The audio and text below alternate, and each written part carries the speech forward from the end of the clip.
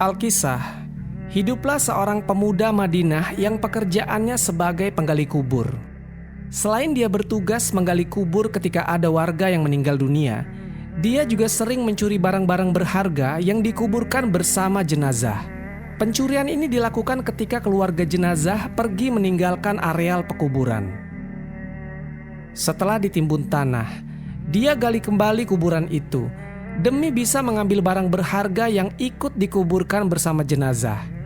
Bahkan dia juga akan mengambil kain kafan jenazah jika dianggap kain kafan itu berharga. Pada suatu hari, ada seorang gadis di Madinah yang meninggal dunia.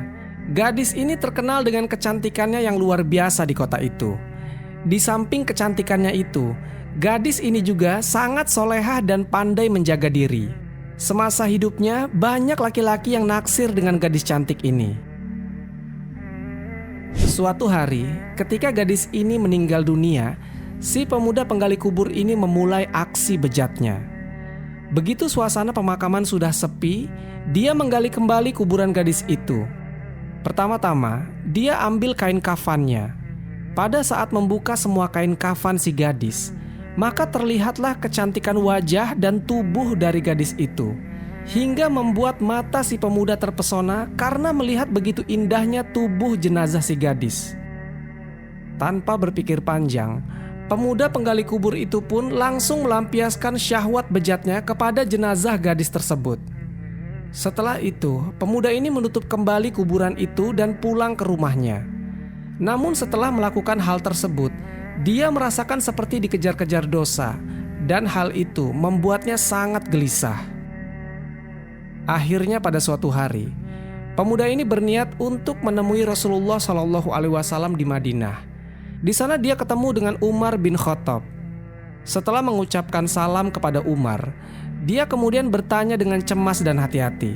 Pemuda ini bilang, "Apa pendapatmu jika ada seseorang yang berzina?"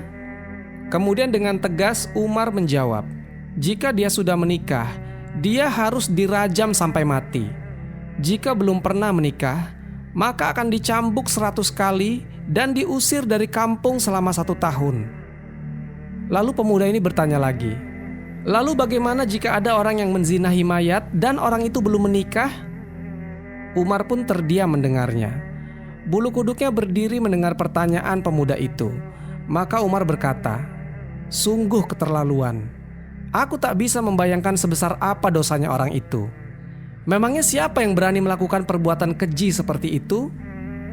Sambil gemetaran, pemuda ini menjawab, "Wahai Umar, aku sendiri yang melakukannya. Apakah Allah masih mau mengampuni perbuatanku ini?" Tanpa berkata apapun, Umar langsung cepat-cepat berjalan masuk ke dalam masjid dan dia menangis. Rasulullah SAW yang ada di dalam masjid itu heran melihat Umar yang tiba-tiba menangis. Kemudian Rasulullah SAW bertanya kepada Umar apa yang membuat dirinya sampai bersedih seperti itu. Umar menjawab, "Wahai Rasulullah, di luar ada seorang pemuda yang membuat bulu kudukku berdiri, dan dia ingin bertobat dari dosa-dosanya." Selanjutnya Rasulullah SAW memerintahkan Umar bin Khattab untuk menyuruh pemuda itu masuk ke dalam masjid. Setelah masuk, Rasulullah SAW melihat pemuda ini nangis terseduh-seduh.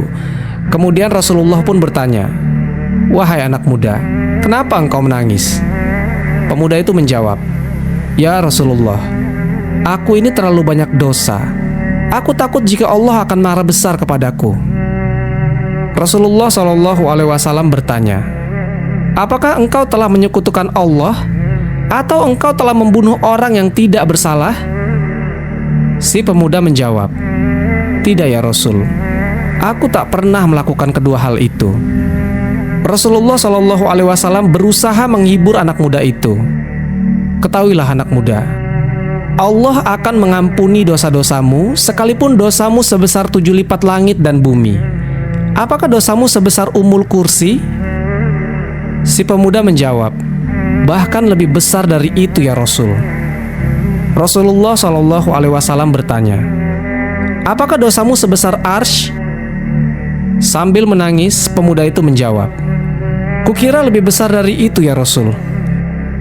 Rasulullah Shallallahu Alaihi Wasallam bertanya, sebenarnya dosa apa yang kau lakukan? Coba katakan padaku. Pemuda itu menjawab, sungguh aku malu untuk mengatakannya. Kemudian Rasulullah Shallallahu Alaihi Wasallam berusaha membujuk pemuda ini. Jika tidak kau katakan, maka dosa itu akan tetap membebani jiwamu. Pemuda itu terdiam, kepalanya hanya tertunduk melihat ke lantai masjid. Kemudian dia mulai memberanikan dirinya untuk mengatakan apa yang telah dia perbuat. Pemuda ini bercerita, aku telah 7 tahun bekerja sebagai penggali kubur. Suatu hari ada gadis yang meninggal dari kaum Ansor. Semasa hidupnya, dia adalah gadis yang sangat cantik. Secara diam-diam, kugali kuburannya dan kubuka kain kafannya. Awalnya aku hanya berniat mengambil kain kafannya saja, tapi kemudian aku tak bisa menahan syahwatku. Maka kulampiaskan syahwatku itu dengan menzinahi jenazah gadis itu sampai puas. Setelah itu kutinggalkan mayat itu begitu saja. Kemudian baru beberapa langkah aku mau meninggalkan kuburan itu. Tiba-tiba mayat itu bangkit lagi dan berkata padaku, sungguh celaka engkau wahai pemuda. Apakah kau tak malu kepada Tuhan yang kelak akan membalasmu di hari kiamat? Pada saat semua orang dituntut balas, engkau membiarkan aku dalam keadaan telanjang dan berhadas besar di hadapan Tuhanku. Mendengar pengakuan dari pemuda ini, Rasulullah Shallallahu Alaihi Wasallam menjadi sangat marah. Dan seketika itu langsung berdiri dan berkata, wahai pemuda fasik, tempatmu memanglah pantas di neraka. Keluarlah dari tempat ini. Si pemuda pun keluar dari masjid itu dengan lemas dan hati yang hancur. Tak ada baginya untuk mendapatkan pengampunan dari dosa-dosanya itu.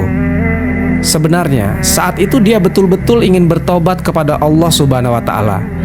Dia pun kemudian melangkahkan kakinya tanpa tahu arah dan tujuannya. Saat itu Rasulullah Shallallahu Alaihi Wasallam ingin mendengar petunjuk langsung dari Allah Subhanahu wa Ta'ala tentang peristiwa yang baru saja beliau dengarkan. Di sisi lain, pemuda itu pun pergi menyendiri dalam sebuah gua di gunung. Di gua itu dia terus menangis meminta ampunan kepada Allah Subhanahu wa Ta'ala. Dia pun bersumpah tidak akan keluar dari gua itu sebelum Allah memaafkannya dan menyampaikan ampunannya itu lewat Rasulullah Shallallahu Alaihi Wasallam. 40 hari kemudian, tubuh dan wajah pemuda itu berubah drastis. Selama di dalam gua, dia hanya bertahan hidup dengan makanan yang dia temukan di dalam gua itu. Dia terus berdoa, oh Tuhannya Nabi Muhammad, Tuhan dari Nabi Adam dan Hawa, jika aku telah engkau ampuni, maka sampaikanlah kepada Nabi Muhammad dan para sahabatnya. Tapi jika saja tobatku ini engkau tolak, maka bakarlah aku di dunia dan bebaskan aku dari siksa di akhirat. Sungguh, aku tak akan sanggup menerima siksamu di akhirat kelak.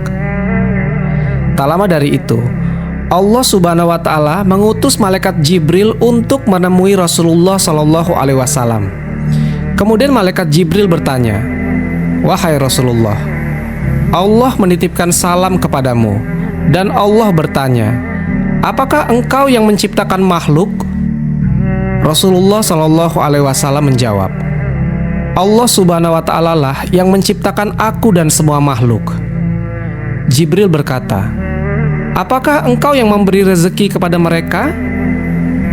Rasulullah Shallallahu Alaihi Wasallam menjawab, tidak, hanya Allah yang mampu memberikan rezeki kepada makhluknya.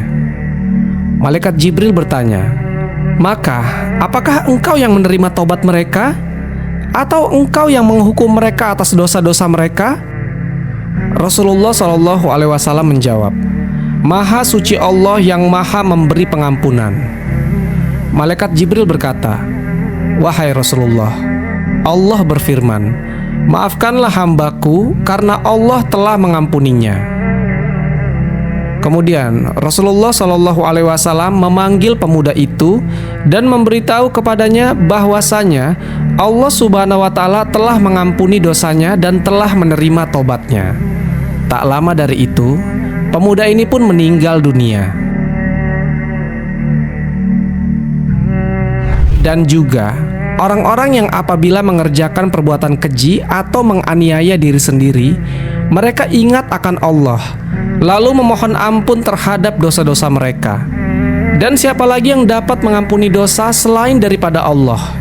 Dan mereka tidak meneruskan perbuatan kejinya itu, sedang mereka mengetahui.